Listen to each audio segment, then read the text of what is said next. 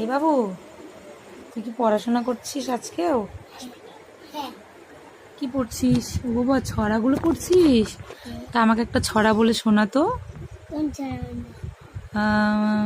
ওই দেখা যায় তাল গাছ, বলো।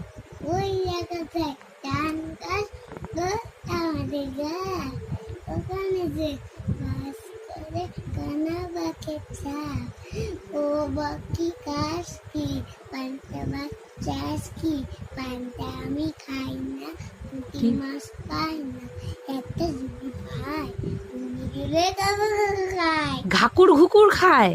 বাহ বাহ, হাততালি হাততালি হাততালি হাততালি। বাহ, খুব সুন্দর ছড়া বলেছে পিয়ুষ। এবার আহ, এটা বলবো। এবার ঠিক আছে, এবার আকাশ ঘিরে মেঘ করেছে, বলো।